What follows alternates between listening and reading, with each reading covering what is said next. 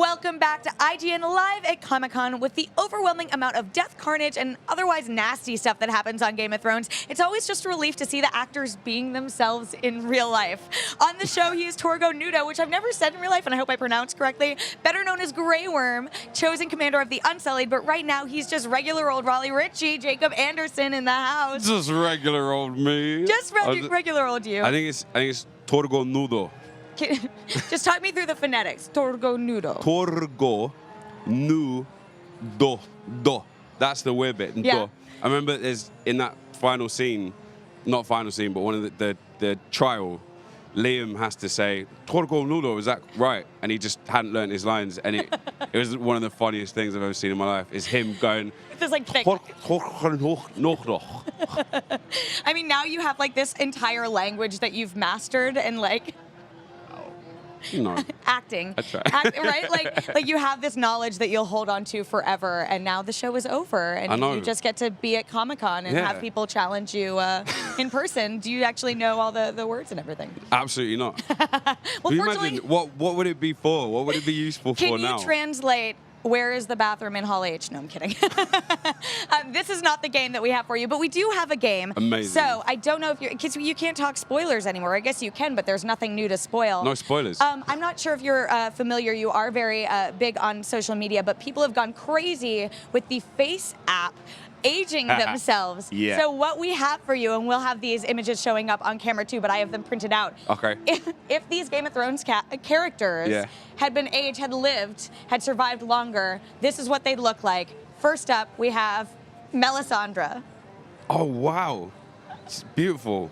This actually, like, we see her older in it. I'm just going to hand this off to you. You can save these. These are souvenirs. Thank you. But, like, that's, you know. This is giving me Titanic vibes. Well, you know the... Just wait. They Rose. get better. Okay, okay. Grey Worm, in the season that will be made 10 years from now for the reunion special, will look like this. This is your future. Look at how distinguished your hairline is. I know, that's a good... I'm not going to have this hairline when I'm that age. You look... No, it looks so great. The other day, I posted a photo of me doing this, and so many people have said I look like Jeremy Renner now. Yeah? Like me when I'm 70 looks like Jeremy Renner now. I'm never going to work with Jeremy Renner now. Sorry, you didn't say it. They said it. Moving on, because we want to have you continue getting work. If Missandei hadn't gotten, beheaded, she would have this beautiful face. If she still had that head. She still looks really hot. I'm not going to lie. Even old Natalie. Look, there's a lot of hot people in our show. That's... Another one, if they had survived, and this one I yelled, "Oh no!" when I saw it the first time. Yeah. Emilia as Daenerys. That's Emilia when she's 70. That's amazing. This is a good app. So I think this is a good app, but at the same time, everyone does also sort of look the same. Yeah, I like that her hair is still the same. Yeah, of course. It'd just be a little bit whiter, if that's possible. This is another one. Sorry, this is more for like my own humor, but Kit as Jon Snow. Kit as Jon Snow is giving me Liam vibes. He looks a little bit like Edward James Olmos, who was just in the studio not too long ago, right? He has really big bags under his eyes. Kit's already got those. They just keep getting better. The Night King, had he survived or told any of his White Walker generals to keep an eye out for a small assassin, he would have looked exactly the same. His coloring is technically a little different. He looks like the guy with long hair. You know that, like his deputy, like the first White Walker we see. He looks more like that. That one, I will say, I know on the Game of Thrones panel, you guys were asked to answer fan theories and stuff, but I just so expected Arya to wear a face in the final season. Like, we've spent so long building... Here, I'll take these from you. I thought you meant Maisie for a second was going to, like, come on with...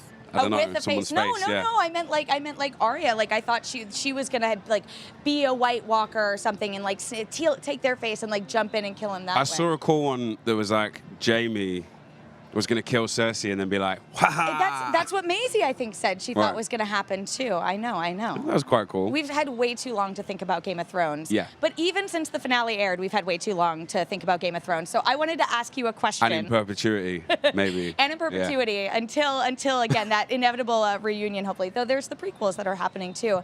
I am curious, there's this time jump, this epilogue that happens in the finale where, Jon Snow kills Daenerys, incredibly sadly. And then we cut forward in time, and he's been in prison for a while. And I'm curious, what do you imagine happened in between? Did he just walk out, and was he like, "Hey guys, I killed the queen," or did Grey Worm find him there? What do you imagine happened that would have led to him not being immediately killed, given how Tyrion was imprisoned, but also I don't know, how do you imagine that playing out? I feel like there would have been definitely a manhunt. Yeah. I think Grey Worm probably would have screamed the top of his lungs and sent out everybody left to go and find him. And then I think there would have been this weird, because I feel like Grey Worm's quite lonely at the end. Mm-hmm. He doesn't really have anybody to talk to anymore. Yeah. So I think he would have had to have decided okay, enough people have died now. I can't keep doing this, otherwise I'm just like them. Because I talked to Miguel at the beginning of the season, and we were just he was like, look, let's just talk about how you get from where you are at the beginning of the season in Winterfell to episode 6. Let's just go through it. Yeah. And I think that we did talk about Grey Worm turns back into a robot in episode 5. He just turns back into that right, I'm just going to take my orders, I'm just going to do whatever I'm told to do. And then I think maybe in episode 6, he's sad. And he's just I just don't want any more death. I just want some sense of justice. So I reckon he probably sat down, had a beer with Jon Snow and was like, why? Why did you do this? I think that's what's so interesting about that episode 5 turn for Daenerys is that when you see how Grey Worm is attacking King's Landing, we have seen him act this way in moments where we cheered in Marine. And so to have it on our home turf as the audience is hard to watch, because it is that turn where it's you're no longer on his side. You're more with Jon as you're watching it playing out and see the horror. Yeah. But I think that's the thing. I feel like that's kind of Dany's thing as well, right? Is that we cheer for her when she's doing these things to people that we see as being bad. Mm-hmm. But I think people forget maybe that because Grey Worm has become this nice guy, good guy, people forget what he was. Right. And him reverting back to that it's trauma again. He's built up a load of trauma. And so he's going to do what Dany says because he's got nobody else. And I know he kind of took matters into his own hands. Right. But it's revenge. People do things in revenge. How pissed do you think he was when he brings out Tyrion as a prisoner? He's like, "Hey, this is a bad guy. Sure, just listen to him. He'll choose who the king is." The internet has kind of chuckled over that one. That it's your prisoner just. Yeah, it's weird.